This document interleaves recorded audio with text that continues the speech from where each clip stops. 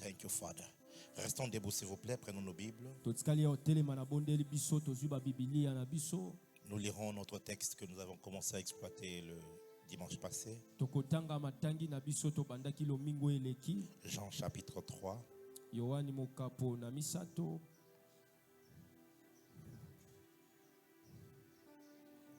allons prendre à partir du verset 3.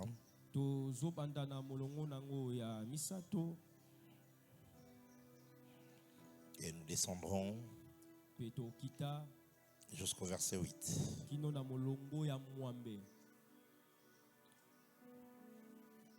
Est-ce que vous y êtes? Nous y sommes. Si quelqu'un à côté de toi est assis, demande-lui de se tenir debout pour honorer simplement la parole de Dieu, car elle est sacrée. C'est juste quelques secondes et puis nous allons nous asseoir. Jean chapitre 3 du verset 3 au verset 8. Il est écrit: Jésus lui répondit: en vérité, je te l'ai dit, si un homme n'est né de nouveau, il ne peut voir le royaume de Dieu. Nicodème lui dit: comment un homme peut-il naître quand il est vieux? Peut-il rentrer dans le sein de sa mère et naître? Jésus répondit: en vérité, je te l'ai dit, si un homme n'est né d'eau et d'esprit, il ne peut entrer dans le royaume de Dieu. Ce qui est né de la chair est chair, et ce qui est né de l'esprit est esprit. Ne t'étonne pas que je t'ai dit, il faut que vous naissiez de nouveau. Le vent souffle où il veut et tu en entends le bruit, mais tu ne sais d'où il vient ni où il va. Il en est ainsi de tout homme qui est né de l'esprit. Amen. Amen. Mettons-nous s'il vous plaît dans la présence de Dieu. Nous sommes en train de parler depuis maintenant 7 dimanches sur les lois du royaume. Et nous allons continuer encore quelques dimanches après ce dimanche aujourd'hui, parce que il nous faut ne fût-ce qu'exploiter une bonne partie de cet enseignement. Et j'espère que quelqu'un est en train d'apprendre quelque chose de bien pendant que nous enseignons. Si c'est le cas, balance ta main que je te vois. Gloire à Jésus-Christ. Nous sommes depuis dimanche passé en train de parler maintenant de la première loi, la loi de la filiation. Vous devez savoir que lorsque vous faites une étude biblique, dans les évangiles, il y a 4 auteurs des évangiles, 2 qui ont vécu avec Jésus et 2 qui n'ont pas vécu avec lui. Matthieu et Jean étaient des disciples du Seigneur Jésus-Christ. Mais Luc et Marc n'étaient pas disciples de Jésus. Et ils n'étaient même pas juifs. Ils étaient tous grecs. Et Luc était docteur et disciple de Paul. Et Marc, lui, était disciple de Pierre. Mais seulement, il y a ce qu'on appelle la synopsie de la Bible. La synopsie, c'est au fait la ressemblance ou encore le fait que les évangiles se complètent. Ce qui est curieux, c'est que lorsqu'on parle de la synopsie de la Bible, on voit les évangiles de Matthieu, de Marc et de Luc. Mais Jean, lui, n'est pas inclus dans la synopsie. Qu'est-ce que cela veut dire? Ça va t'aider lorsque tu fais l'étude du Nouveau Testament. Cela veut dire simplement que lorsque tu étudies les évangiles, Matthieu, Marc et Luc ont des histoires similaires. Vous voyez? Ça parle des histoires similaires. Lorsque vous entendez une histoire dans Matthieu, il y a une référence que vous pouvez trouver chez Luc et chez Marc. Soit chez l'un ou soit chez les deux. Donc il y a des événements comme ça qui se ressemblent. Les uns peuvent en parler en ajoutant un détail ou un autre petit détail. Mais néanmoins, ce sont les mêmes histoires. Mais Jean-Louis, il est un évangile bizarre. On appelle cela dans le langage théologique l'évangile mystique. Parce que lui, il ne parle pas de la naissance de Jésus. Lui, il ne parle pas de l'enfance de Jésus. Lui, il commence à parler de l'existence de Jésus avant sa naissance. Il commence par dire, au commencement était la parole. La parole était avec Dieu et la parole était Dieu. Donc, il est en train de dire clairement qu'avant que le commencement ne soit, la parole était déjà. La parole a trouvé, disons, le commencement a trouvé la parole existante. En d'autres termes, c'est la parole qui a fait commencer le commencement. Donc, Luc touche la naissance de Jésus. Marc parle un tout petit peu de cela aussi. Matthieu retrace la généalogie de Jésus. Mais Jean, il parle de la divinité de Jésus-Christ. Et dans son évangile, il y a des choses que vous ne retrouvez nulle part ailleurs. Il y a des enseignements que vous trouvez nulle part ailleurs. Il y a de ces choses qui se sont passées à la fin de la vie de Jésus, mais que lui mentionne cela au début de son évangile. Jean chapitre 2 nous parle de comment il a chassé les voleurs du temple. Cependant, cette histoire s'est passée à la fin de son ministère. Et ici, c'est dans cet évangile qu'il introduit des concepts tels que nouvelle naissance, des concepts tels qu'il faut manger ma chair et boire mon sang, des concepts tels que le consolateur ou le paraclétos. Il a introduit des concepts tellement mystiques qui nourrissent la vie spirituelle des croyants. Et quand on se pose des questions, pourquoi Jean a-t-il procédé de la sorte? Il y a deux éléments de réponse que je peux vous apporter ce matin. Le premier est que de tous les apôtres, il est le seul qui mettait sa tête sur le torse de Jésus. Il a eu donc accès à certains secrets que d'autres n'ont pas eu accès. Mais le deuxième point de réponse, c'est que Jean est le seul à avoir vécu ce qu'on appelle l'Apocalypse. Apocalypse ne veut pas dire fin du monde. Apocalypse veut dire simplement dévoilement. Ça veut dire quand l'on parle de dévoilement, c'est quelque chose qui avait été voilé pour les uns, dévoilé pour l'autre. Ainsi donc, quand tout le monde entendait Jésus et que tout le monde était voilé, Jean a reçu la grâce de recevoir le dévoilement. Oh my God. Le dévoilement. Les choses qu'il a écrites, il est possible que les autres les aient entendues aussi. Mais seulement Jean en a reçu l'Apocalypse Kalabaya. Je suis en train de prier pour quelqu'un. Alors que tout le monde vient à l'église, tout le monde entend les mêmes prédications.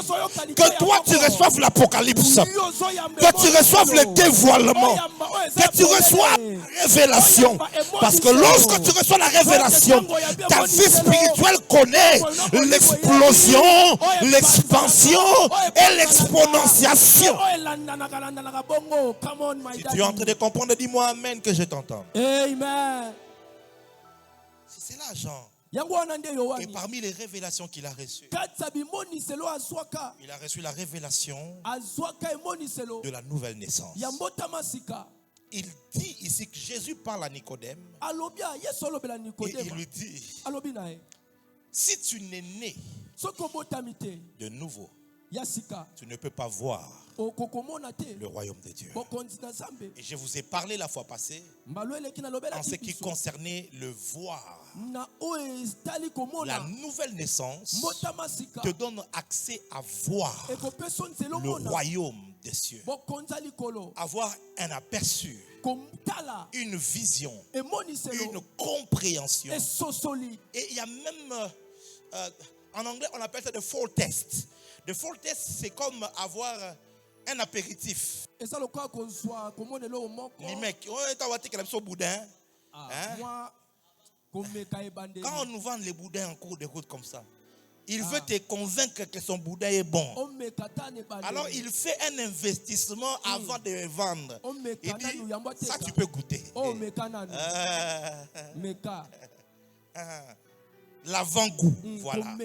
Vous savez, quand il y a aujourd'hui dans le monde du cinéma, quand un film veut sortir, ou quand même une série veut sortir, bon, nous étions parmi ceux qui étaient accros avec le tout dernier des voleurs ici. Comment ça s'appelle encore? Casa, l'autre là, les trucs là, les Casa de l'autre chose. De toute façon, j'étais accro. Et après, je me suis repenti, j'ai dit, Seigneur, comment je peux être attiré par une série de voleurs vraiment? Alors, avant qu'un film ne sorte, le monde du cinéma a trouvé un moyen de nous accrocher à ce film. On fait ce qu'on appelle le teaser. Le teaser, c'est un condensé de quelques petites bribes de ce que pourra être le film. Un film de 2 heures du temps, on vous fait un teaser de 45 secondes. Et puis, tu vois, boum, boum, boum, boum. Quand tu regardes, tu te dis, je dois faire ça. Il faut que je fasse. Oh là là. Quelquefois, même 2 heures là, il n'y a pas de... Voyez un peu? C'est ça, en fait, quand la Bible dit, celui qui naît de nouveau, il peut voir. Ça veut dire, tu vas avoir l'avant-goût. Oh my God. C'est quoi l'avant-goût? C'est lorsque tu expérimentes le baptême du Saint-Esprit sur la terre. C'est un avant-goût de ce qui se passera de l'autre côté. C'est lorsque tu peux expérimenter l'imposition des mains et la guérison divine. C'est l'avant-goût de la santé divine que nous allons expérimenter. Il y a des avant-goûts que Dieu va te donner. Lorsque tu seras millionnaire sur la terre, ce n'est pas la totalité. Ce n'est que l'avant-goût, mon Dieu. Lorsque tu seras PDG d'entreprise, selon le royaume des cieux, ça ne sera que l'avant-goût de ce que tu as expérimenté comme étant le règne millénial. Il y a dans le royaume des cieux quelque chose de beaucoup meilleur, de beaucoup mieux. Mais sur la terre, nous avons un avant-goût. Et Dieu te dit, goûte un peu ça. Je suis en train de prier pour quelqu'un. Que Dieu te donne un avant-goût. J'ai dit que Dieu te donne un avant-goût. Que Dieu te donne un avant-goût. J'ai dit que, oh mon Dieu, la Bible dit, sentez, écoutez combien l'Éternel est bon. C'est-à-dire, si tu fais une toute petite expérience avec Dieu, tu te rendras compte que ce que le royaume des cieux est, mérite tous les sacrifices. Ça mérite tout. Oh mon Dieu, mon Dieu, mon Dieu. Mais pour que tu aies accès à cet avant-goût, il faut que tu naisses de nouveau. Et Jésus renchérit son idée en disant ceci. Si quelqu'un est né d'eau et d'esprit, il ne peut entrer dans le royaume. Ici, Jésus est en train d'utiliser un langage spirituel. Et je vous ai dit à l'introduction du dimanche passé que vous devez comprendre que l'enseignement que Jésus est en train de donner, il ne le donne pas aux gens illettrés. Il ne le donne pas à la foule. Il le donne à un docteur de la loi. Par la grâce de Dieu, nous avons les opportunités de parler à plusieurs auditoires. Lorsque je parle, je tiens compte de mon auditoire. Ma manière de prêcher lorsque je prêche à la JLC n'est pas pareil lorsque je vais prêcher dans une autre église. Parce que je sais qu'eux, ils n'ont pas accès au PDS, par exemple. Les révélations et les profondeurs que je peux donner ici, je ne peux pas les donner ailleurs facilement, compte tenu de leur niveau. Mais il y a aussi des lieux où je n'ai pas prêché.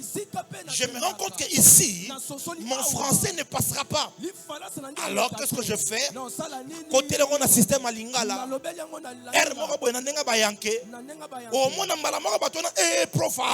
mystique. Ça veut dire que je tiens mon auditoire. Ainsi donc Jésus, comme étant un bon docteur, lorsqu'il est face à la foule, il parle d'une certaine manière, et lorsqu'il se tient devant un docteur de la loi, il parle aussi d'une autre manière. C'est pour vous faire comprendre la profondeur de ces dires. Et il tient compte des mots. Il dit, si quelqu'un est né de nouveau, il ne peut voir. Et si quelqu'un est né d'eau et d'esprit, il ne peut entrer. Ça veut dire, il y a la dimension de voir, il y a la dimension d'entrer. Il y a des gens qui ont vu, mais qui ne sont pas entrés. Oh mon Dieu. Et qu'est-ce que entrer veut dire? Je vous épargne des mots grecs et tous les autres tralala. Ça veut simplement dire fonctionner à l'intérieur. Commencer à opérer. C'est ce que Christ est en train de dire à Paul, à Pierre. Quand il a eu la révélation du Christ, le Fils du Dieu vivant. Matthieu chapitre 16. Jésus lui dit, je te donnerai les clés du royaume. En d'autres termes, lorsque tu as la clé, tu peux ouvrir et tu peux entrer. Tu peux prendre et tu peux fonctionner. Et Jésus est en train de dire, si tu nais d'eau et d'esprit, tu peux maintenant commencer à fonctionner dans le royaume.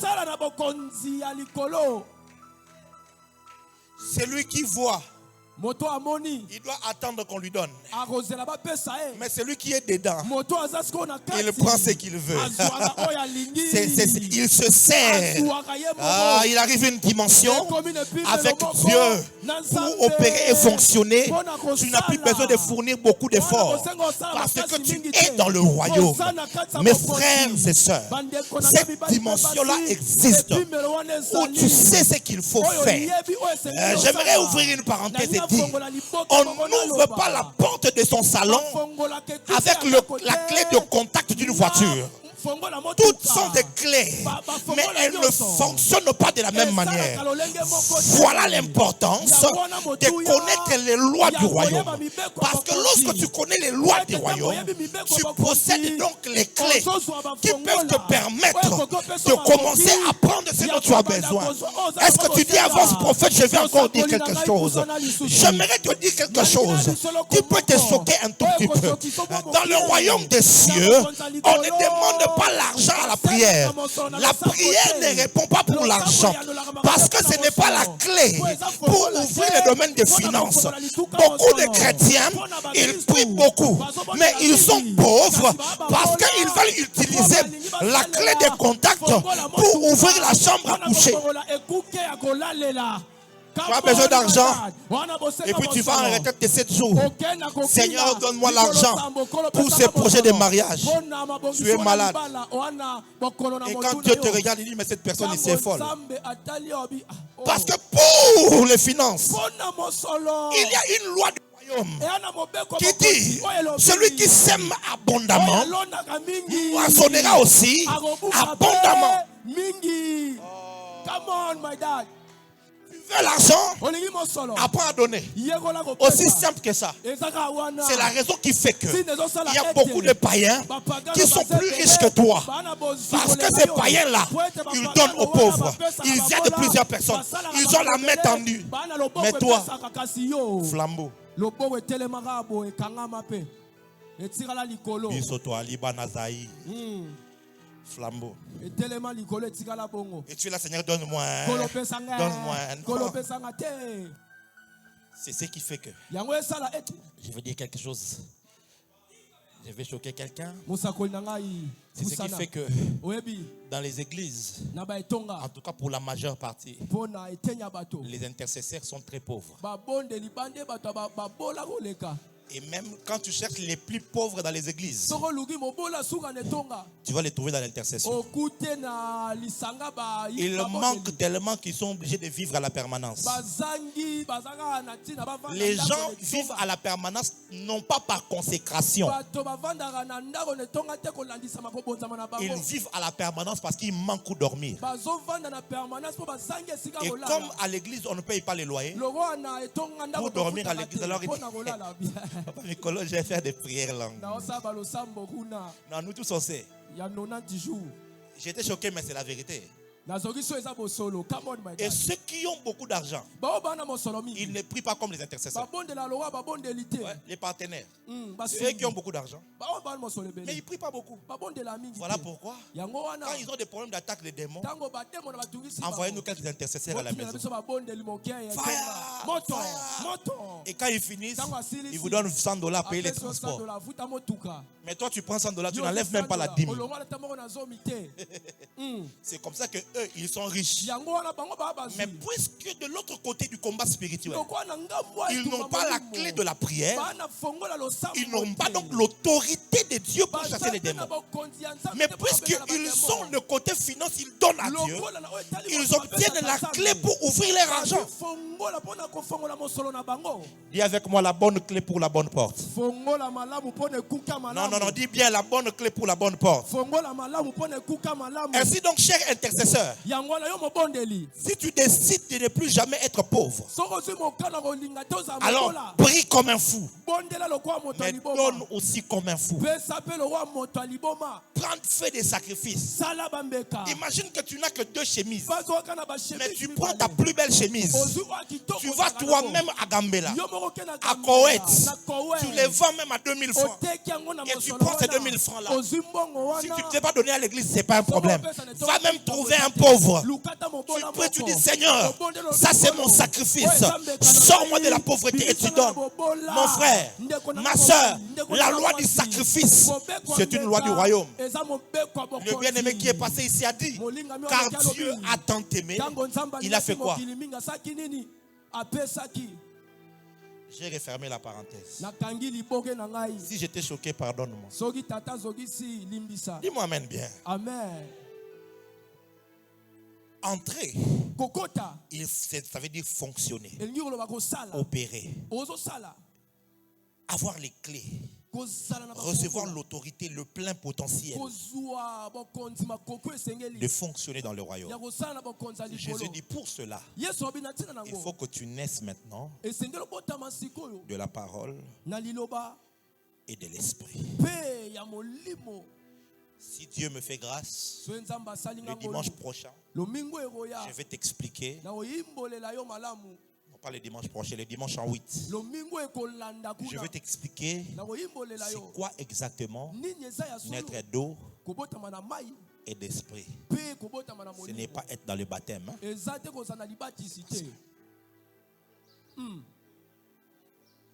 Et parler en langue. Il y a le couteau, le baran, enchaîner de l'esprit.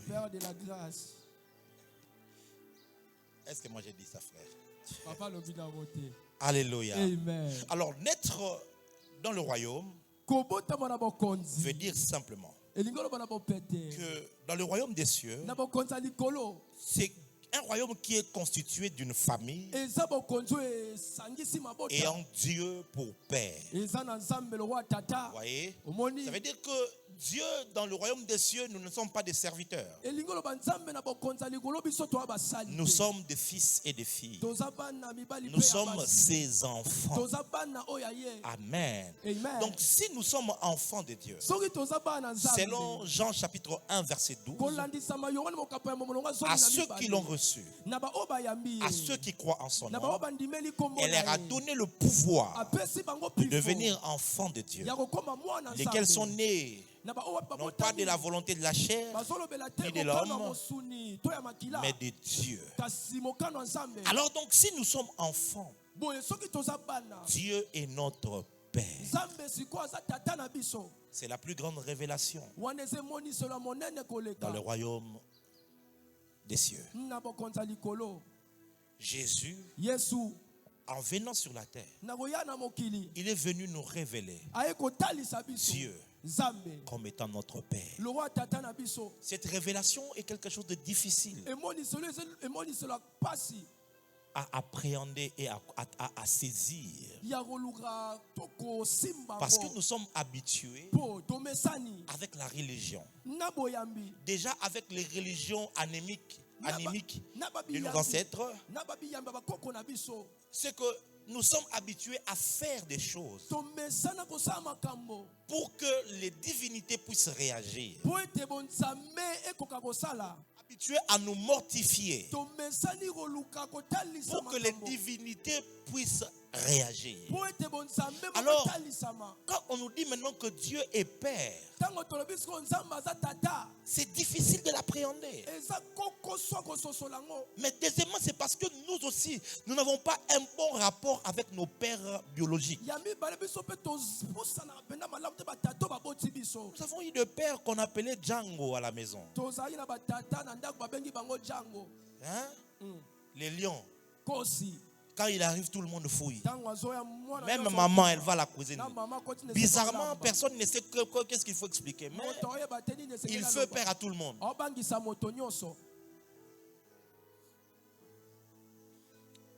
Surtout chez nous en Afrique. Lorsque papa te frappe, ne fais pas fouiller la main. Si tu fais fouiller la main, c'est comme si tu l'as insulté. Tu l'énerves encore davantage.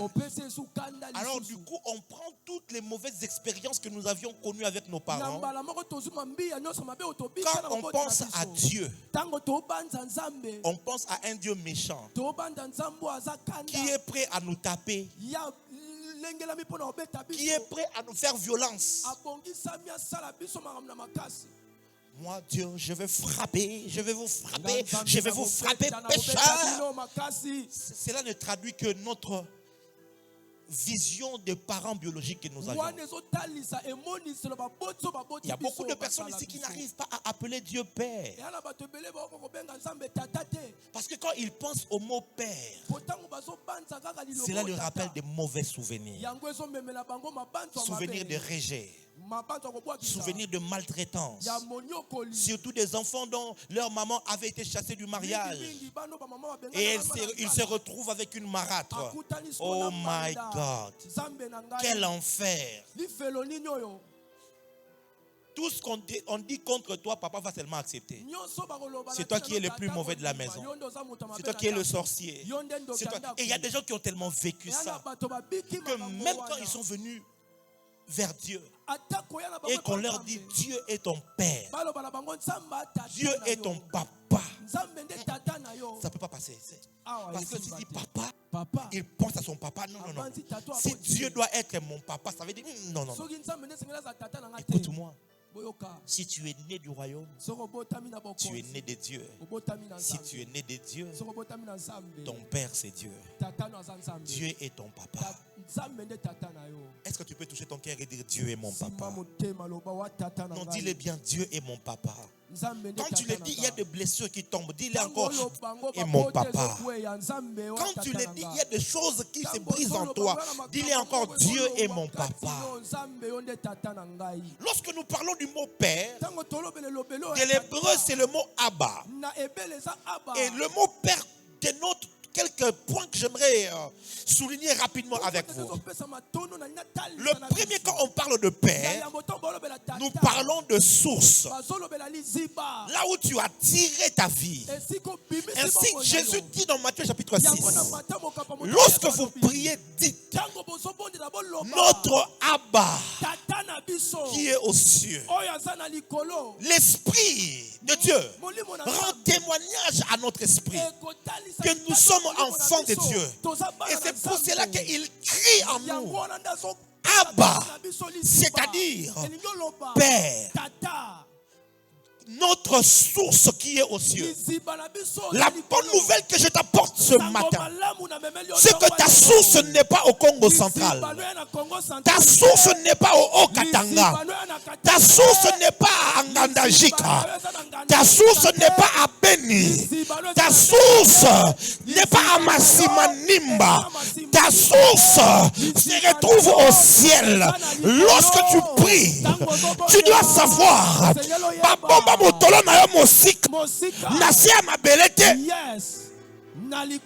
mais ta source c'est au ciel. La matrice qui te nourrit, ce n'est pas la matrice de ta mère. La matrice qui te nourrit, c'est le ciel. Ainsi donc, tu peux manquer de connexion sur la terre. Tu peux manquer des amis sur la terre. Tu peux manquer de parents sur la terre. Mais tant que tu es né de nouveau, tu as une source sûre, une source céleste qui t'approvisionne. Elle te donne la lumière. Elle te donne la vie. Elle te donne la puissance. Elle te donne la provision. Elle te donne tout. Dis avec moi ma source.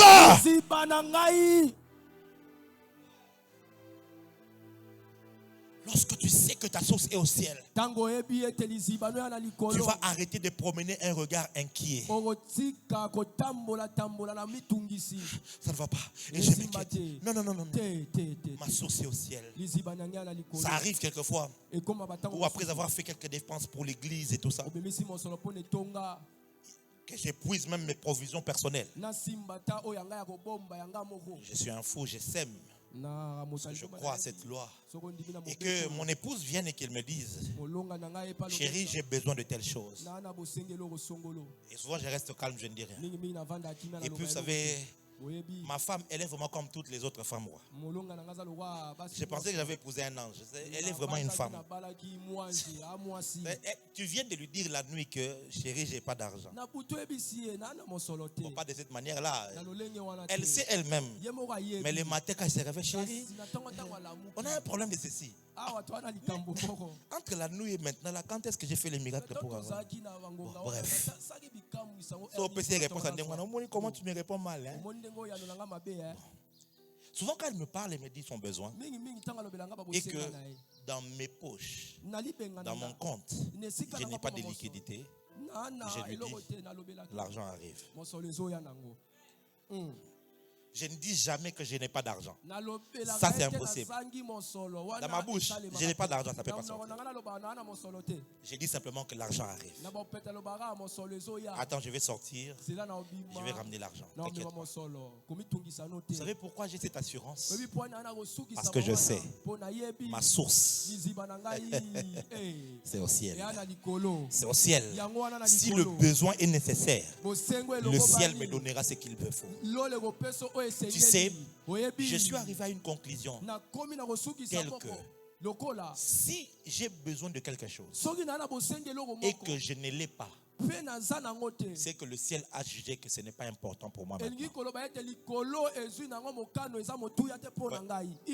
Ce qui fait que je ne m'inquiète pas. Je sais que dès l'instant où c'est inutile pour moi, le ciel va me les donner. Aussi simple que ça. Aussi simple que ça. Aussi simple que ça. Un de textes avec lequel j'ai marché l'année passée, cette année. Dieu fait chaque bonne chose en son temps. Alors je l'ai reformulé de cette sorte. Quand le temps n'est pas là, les bonnes choses n'arrivent pas. Lorsque le temps est là, les bonnes choses arrivent. Simple. Donc quand les bonnes choses ne m'arrivent pas encore, ça veut dire que ce n'est pas encore la saison pour ces bonnes choses-là. Mais dès que le moment est là, le ciel me le donne. Je suis en train de dire à quelqu'un, ta source est au ciel. Je dis ta source est au ciel. Alors ne t'inquiète pas. Si les hommes te ferment des portes, si quelqu'un, ton patron te dit, toi je vais te chercher du travail et je vais voir comment tu vas souffrir. Si cet homme-là te lâche en disant, on va voir qui va encore te soutenir. Là, dis-lui, avec tout l'amour que j'ai pour toi, tu n'es pas ma source. Ma source est au ciel. Si toi tu fermes la porte, le ciel va ouvrir une autre porte. Oh mon Dieu. Je suis en train de dire à quelqu'un, cette semaine ici qui commence et durant tout le mois de mars, tu vas expérimenter ta source qui est au ciel. La source va commencer à t'ouvrir des portes à gauche et à droite. Si tu le crois, dis-moi un amen plus fort. Le concept père veut aussi dire origine. Jean chapitre 1 verset 12 et 13. On trace de quelle origine nous sommes. À tous ceux qui l'ont reçu, à ceux qui croient en son nom, elle leur a donné le pouvoir de devenir enfants de Dieu, lesquels sont nés, non pas de la volonté de l'homme ou de la chair, mais de Dieu. Ça veut dire que quand tu dis que Dieu est mon Père, tu es en train de dire que mon origine vient de Dieu. Je suis sorti de Dieu. Je suis né de Dieu. Dieu est mon origine. Ça c'est grave ici. Ça c'est grave. Si tu comprends ça, tu vas changer ta vision de toi-même. Tu ne diras plus, oh, oh non, moi je suis tout le monde est pécheur seulement ici. Il n'y a pas de saints ici. C'est quoi cette histoire-là? Soyez saints comme votre Père est saint. Ça veut dire que mon origine est sainte. Je suis saint non pas parce que je fais des actes saints. D'abord, je suis saint parce que je suis né d'un Dieu saint. Nous ne nous sanctifions pas parce que nous voulons devenir saints, non. Nous nous sanctifions parce que nous sommes saints. Ainsi donc, la sainteté est inhérente à notre nature. C'est ça la différence entre la religion et l'évangile que je vous prêche. Et avec moi, je viens de Dieu. Je suis sorti de Dieu.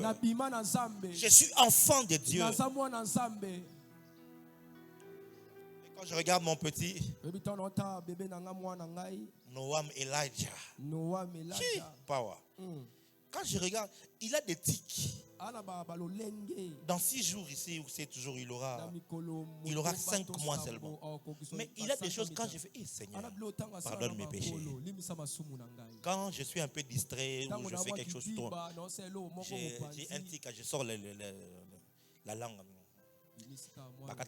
Avant. Vous imaginez que le petit à cet âge-là, quand il est seul, je viens le surprendre.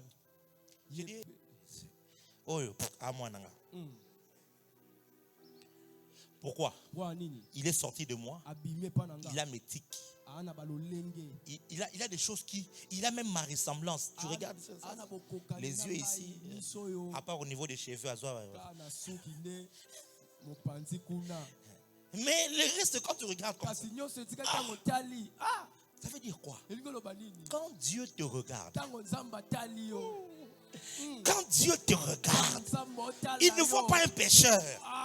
Il ne voit pas quelqu'un qui veut frapper. Non. Puisque Christ est mort et ressuscité, désormais quand Dieu te regarde,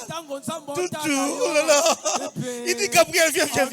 Tu vois pas ici, Oh, mais ça c'est moi, ça. Oh là là. Mais ça c'est moi.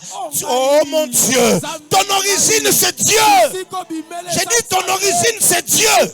Tu es sorti de Dieu. Tu dois les croire. J'ai dit tu dois les croire. En Dieu il y a la sainteté.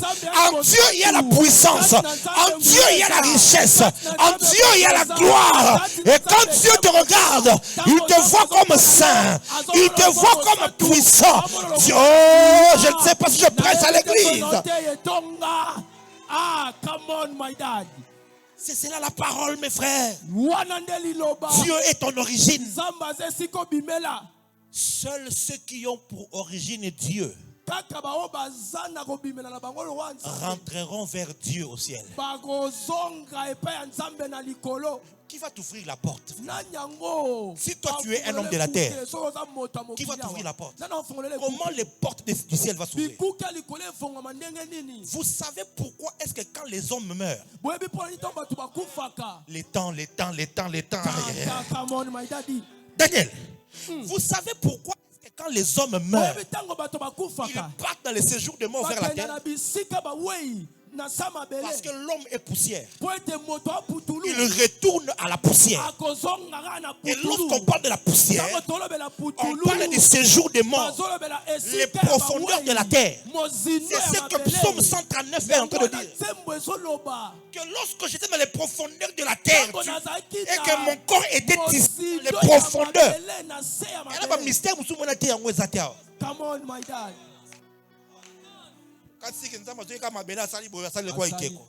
C'est vraiment. Allez lire Psaume 139. Il dit, mon corps était tissé dans les profondeurs de la terre. Alors quand l'homme naturel meurt, il rentre dans son origine, dans les profondeurs de la terre.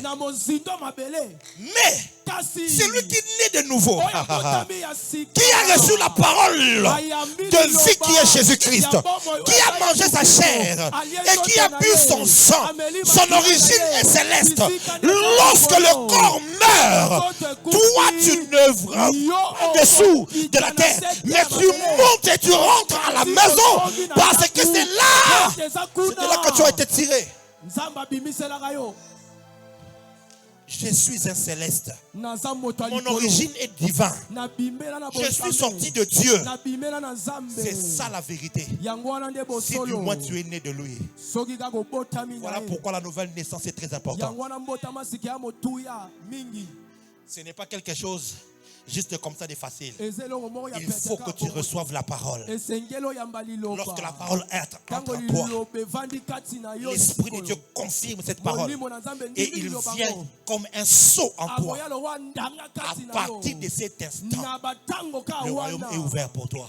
Tu peux voir. Et la sémence de Dieu est placée à l'intérieur. Tu es né de lui. Je manifeste le ciel naturellement. Je ne souffre pas pour manifester le ciel. Pour aimer mes frères et sœurs, je ne souffre pas. Pour manifester l'humilité, je ne souffre pas.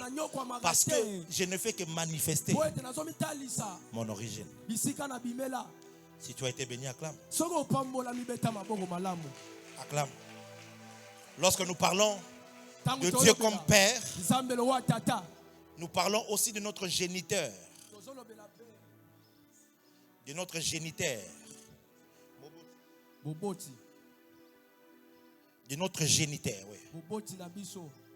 C'est de ça qu'il s'agit aussi. Lorsque nous parlons de Père, c'est notre géniteur. Ça veut dire c'est lui qui nous a donné la sémence. C'est par sa sémence que nous sommes nés. 1 Pierre 1 verset 23. La Bible dit, puisque vous avez été régénérés, non pas par une sémence corruptible, mais par une sémence incorruptible, la parole vivante et permanente de Dieu. Et le mot sémence qui est là, c'est le mot spora. C'est de là qu'on tire même le terme sperme. Donc, la sémence qui t'a fait naître,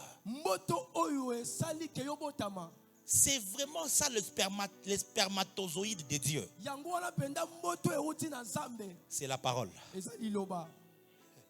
Il dit par la parole vivante et permanente. Cette parole-là n'est pas un discours dont on parle ici. Parce que la parole vivante, c'est une personne. La parole vivante, c'est une personne. Ainsi donc, tant que Jésus n'est pas personnifié devant toi, tu ne peux pas être régénéré. Voilà pourquoi dans notre assemblée, nous avons beaucoup de païens, mais qui sont religieux. Parce qu'ils n'ont pas entendu suffisamment parler de Yeshua HaMashiach. Ils n'ont pas suffisamment entendu parler. Pourquoi est-ce que la nouvelle naissance était authentique à l'église primitive? C'est parce que ils venaient pour entendre le témoignage de Jésus. On leur parlait de Jésus simplement, de cet homme de Galilée, de cet homme de 30 ans, de 33 ans. On leur parlait de comment il faisait du bien aux autres. Il guérissait de malades, de combien il a été arrêté, il a été crucifié, de comment il est mort, mais aussi de combien après 3 jours, le Père l'a ressuscité de mort. Lorsque Jésus-Christ est peint devant tes yeux, c'est lui la parole vivante. Si seulement cette parole entre dans ton cœur, alors la sémence de Dieu est entrée. C'est comme ça que habituellement les gens disent: tu veux recevoir Jésus comme Seigneur et Sauveur. Ce n'est pas seulement vers des coloyers se coller. Non, recevoir Jésus, c'est recevoir la parole qui est Jésus. Lorsque la vraie parole t'est enseignée, t'est proclamée, ton cœur commence à bouillonner, ton cœur commence à bouger. Et là, il y a des gens qui crient: qu'est-ce que dois-je faire pour être sauvé? Donc, Seigneur, sauve-moi. Parce qu'ils se rendent compte que j'ai besoin de cette personne-là. Ce n'est pas après que le prédicateur t'a supplié: viens, viens, non, viens, non, viens, non. Et puis une personne s'élève et puis toi aussi tu dis: je vais me lever. Acha. Acha.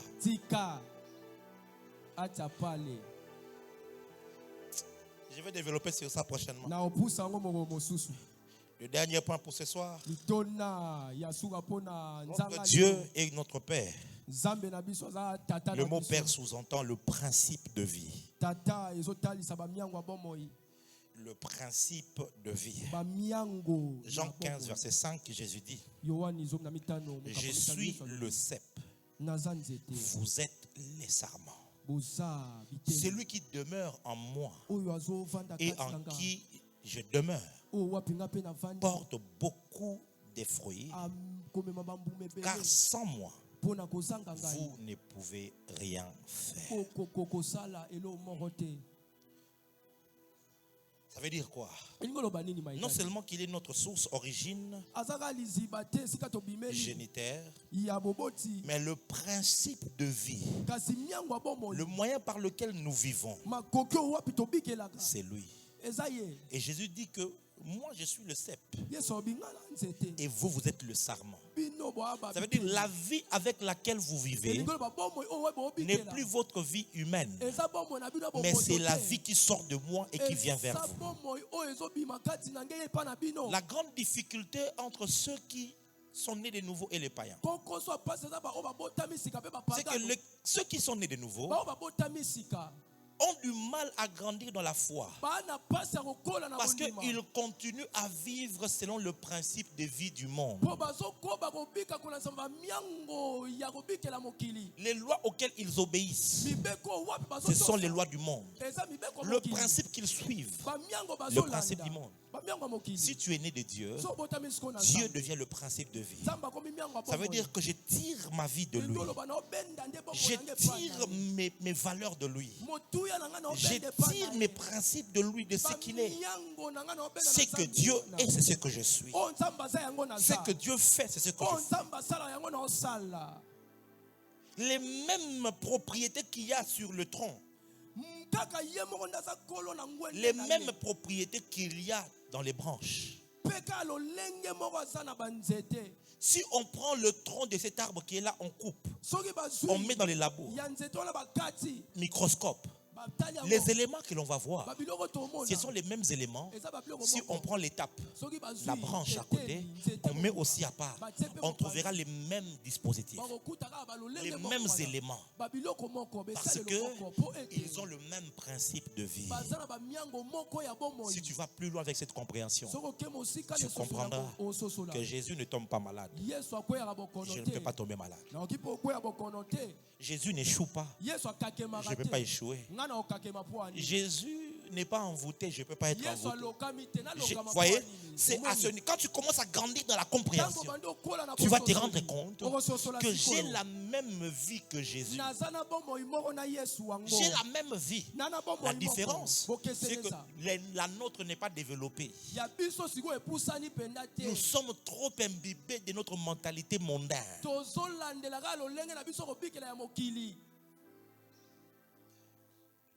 C'est ça la différence.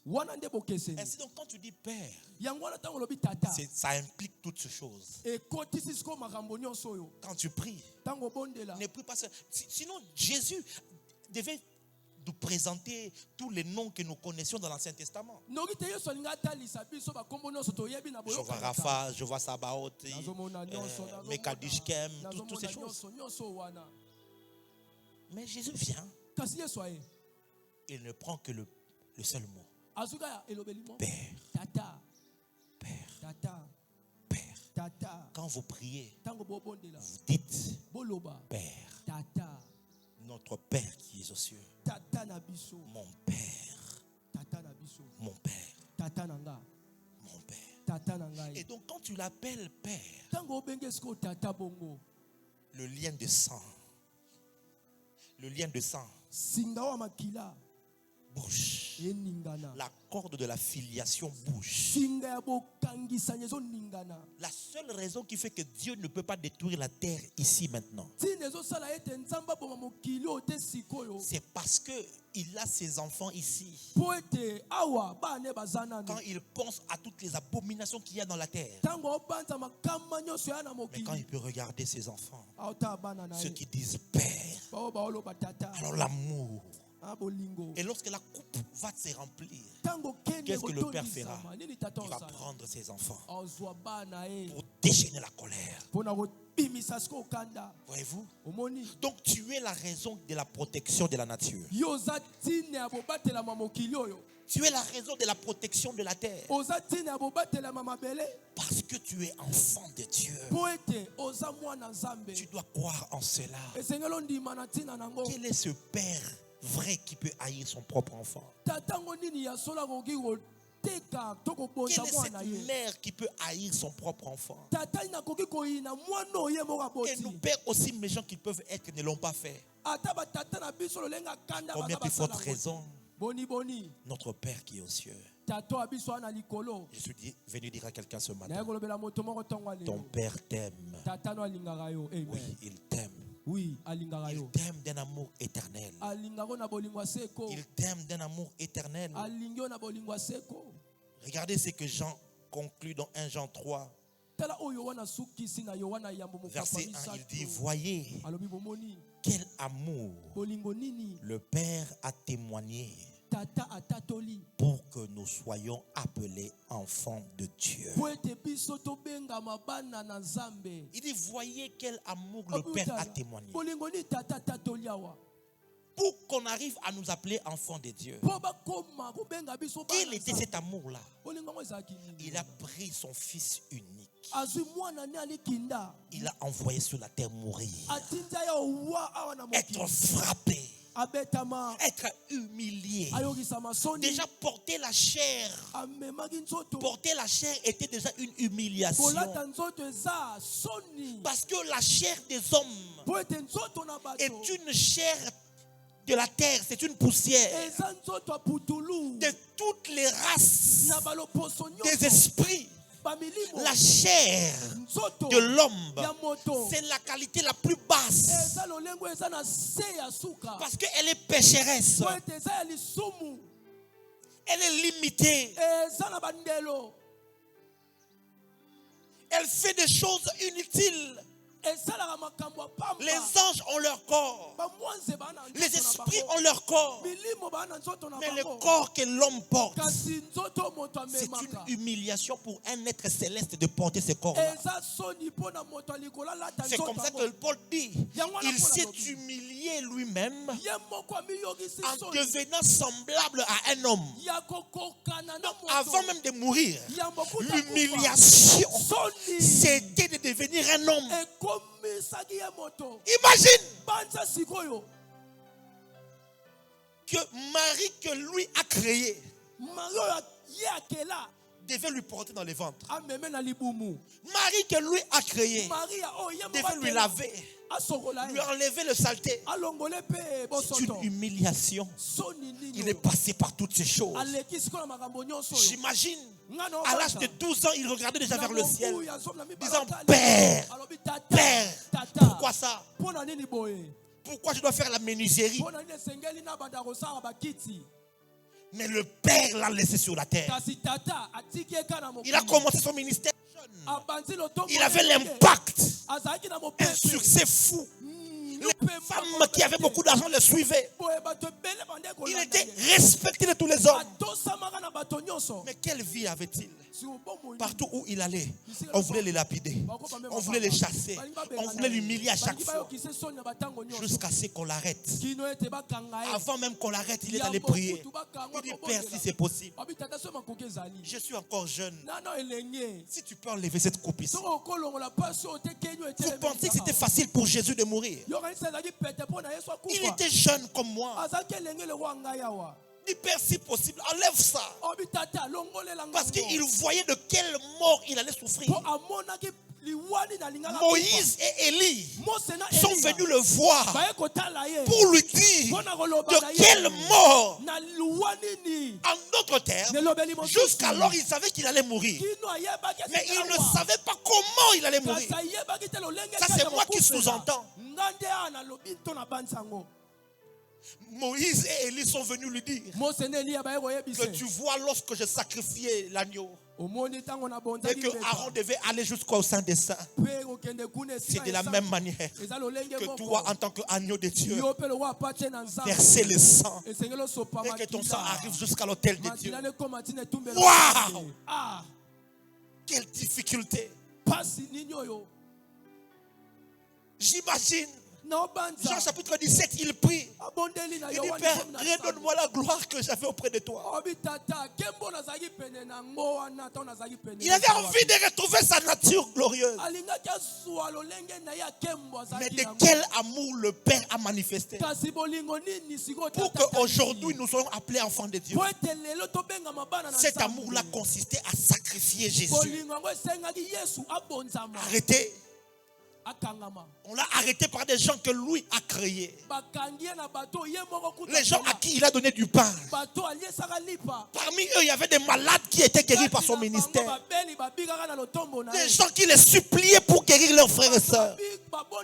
Ce sont ces mêmes personnes-là qui ont dit, nous voulons Barabbas. Lui, il faut le crucifier. Et il était là, il ne disait rien. Les anges voulaient intervenir.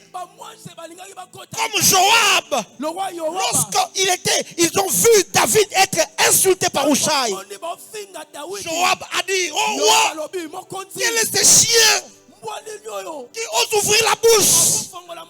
Permets-moi, je vais lui couper la tête. Les anges étaient là, nous voulons intervenir.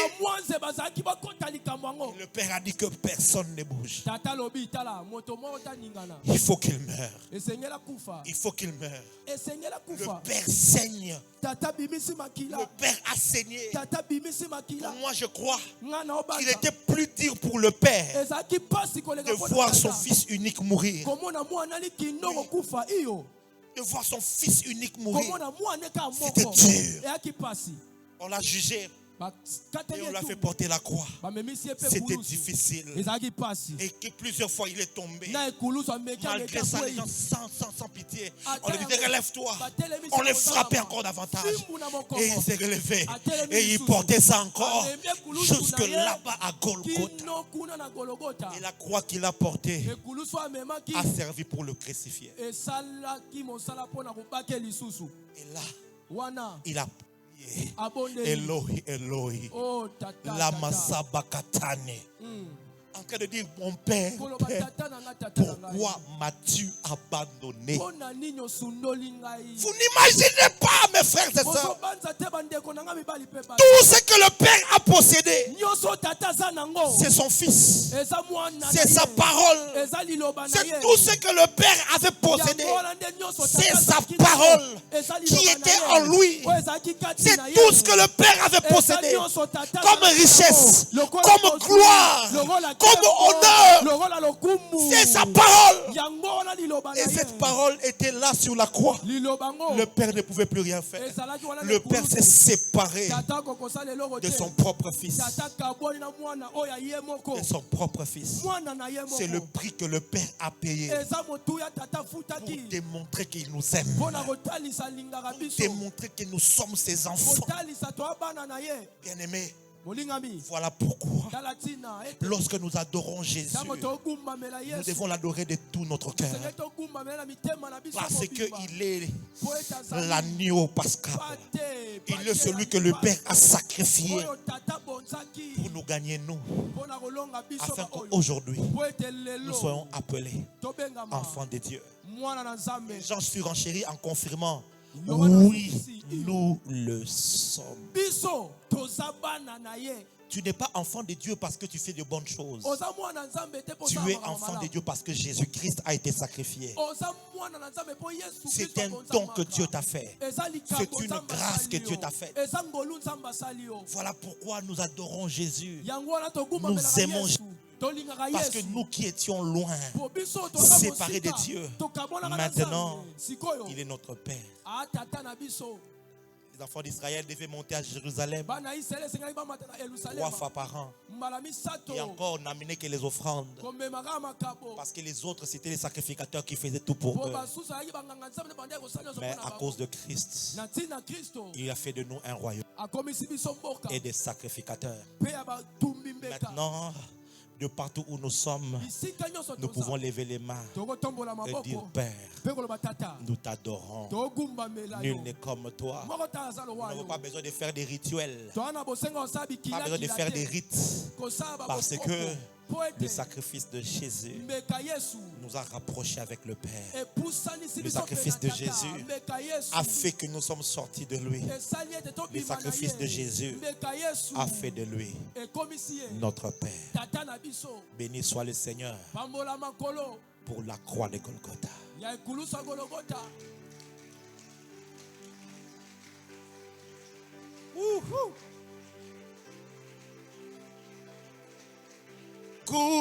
Kunae kulusu kunae hakufeli batoma benyoso sanjola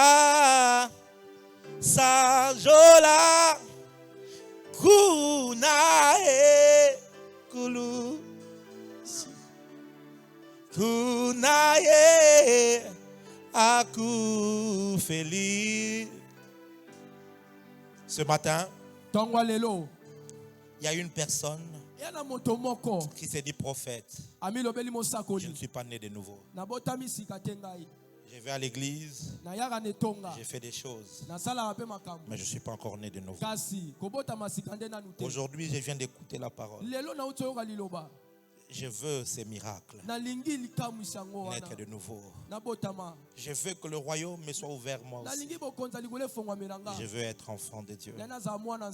Là où tu es, je veux simplement que tu t'élèves. Alors que nous avons les yeux fermés. Je vais te conduire dans cette prière. Car je sens que le ciel est ouvert. Aujourd'hui, il y a des hommes qui vont naître de nouveau. Fais-les rapidement. Si c'est toi dont je parle, lève-toi simplement. Et je vais prier avec toi. Oh, gloire à Jésus. Gloire à Jésus. Aucune église ne peut te sauver. Aucun pasteur ne peut te sauver. Aucun prophète non plus. Seule cette parole, si tu la reçois, alors le salut te sera accordé. Je vais compter de 5 jusqu'à 0. Je ne vais pas te supplier pour cela. Parce que c'est l'opportunité que l'Esprit de Dieu vient de te donner. 5, 4. Oh, merci Jésus. 3, 2. Merci Seigneur. 1 et 0. Toi qui t'es levé, mets ta main droite sur le cœur. Je vais prier avec toi. Dis avec moi, Père. Je suis devant toi. Je viens d'écouter ta parole et je la reçois dans mon cœur. Je crois que Jésus-Christ était mort. Il a été enseveli. Il a été ressuscité par la puissance du Saint-Esprit. Et je confesse de ma bouche qu'il est le Seigneur de ma vie. Aujourd'hui, je mets ma foi en Jésus et je déclare que je suis enfant de Dieu, que mon nom est inscrit dans le livre de vie. Mes péchés sont pardonnés et je commence une vie nouvelle dès aujourd'hui. Au nom de Jésus-Christ. Père, sauve-le. Au nom de Jésus. Amen. Lève-toi maintenant. Que tout le monde s'élève. Gloire à Jésus. Que tout le monde s'élève. Je veux que tu lèves les mains. Lève les mains. Je veux simplement que tu cries au Père. Et que tu lui dises, Père, je t'aime.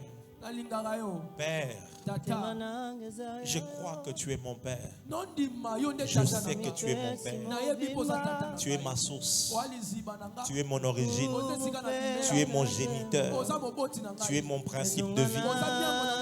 Lève ta voix, commence à parler au Père. Commence à parler au Père.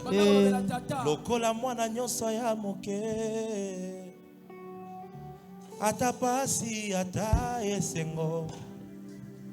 Suka suka se navanda na loboko ya tata nanga. Parle au Père, parle au Père.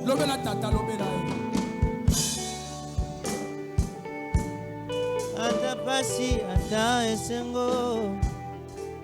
Suka suka se navanda. Parle au Père, parle au Père. Na loboko ya tata nanga. Bisika ba oyo babwakama. Bakozwaka pe mwati na e. Esika na zwaka makasi e.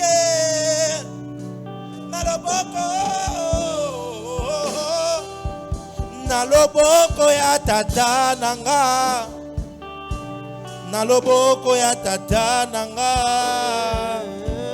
Na loboko ya tata nanga ye.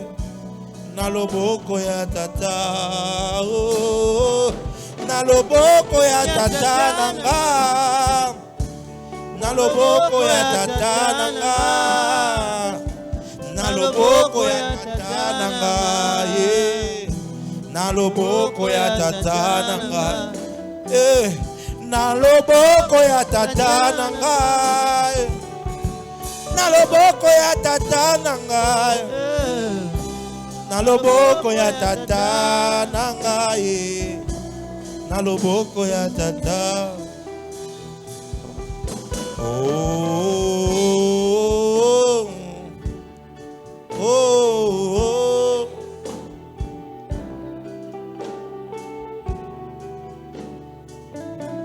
Yozali Nzambe. Yozali Nzambe Papa nanga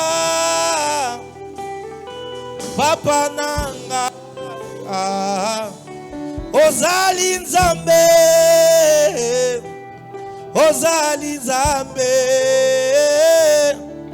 Papa nanga Papa nanga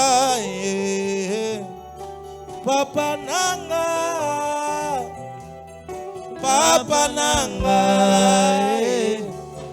Papa nanga Papa nanga Papa nanga Papa nanga Nabenga ya papa Papa nanga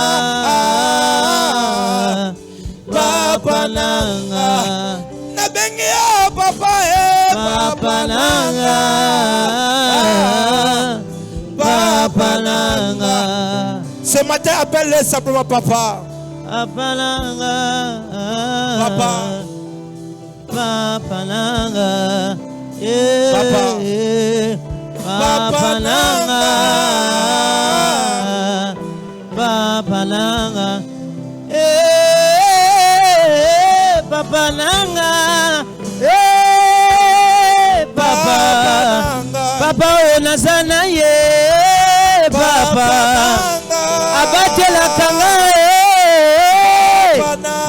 Nyoso nazana ngo ezaye Papa ya bana Papa ya bana Papa ya bana Papa Papa Papa nanga Papa nanga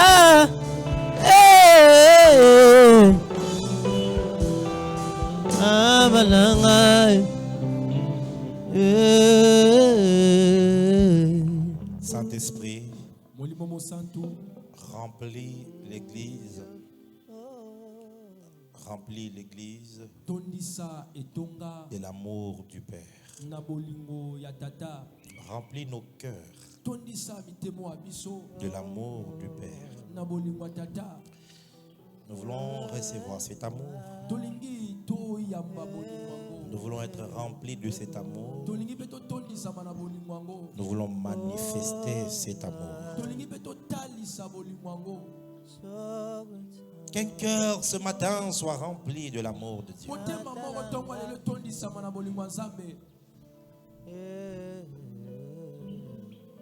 nom de Jésus. Il y a des blessures qui sont en train d'être pensées ce matin. Le Saint-Esprit me dit, il y a des gens qui sont en train de guérir des complexes. Tu as développé des grands complexes dans ta vie. Parce que simplement, depuis l'enfance, il y avait des choses qui t'ont brisé. Ce matin, l'Esprit de Dieu te guérit de ces complexes-là. Il y a des gens qui n'arrivent pas à s'aimer eux-mêmes. Ils n'arrivent pas à s'aimer soi-même. Par l'amour du Père ce matin, tu vas pouvoir aimer la nouvelle nature que tu as reçue de lui. Reçois l'amour de Dieu ce matin. Reçois l'amour du Père. Reçois l'amour du Père. Prier ne sera plus un fardeau pour toi. Parce que ce ne sera simplement qu'un temps d'intimité avec le Père. Jeûner ne sera plus difficile pour toi. Parce que ce sera un temps de retraite avec le Père. Je prie pour toi ce matin. Que la révélation du Père te soit accordée. Au nom de Jésus-Christ. Amen. Acclame le Seigneur.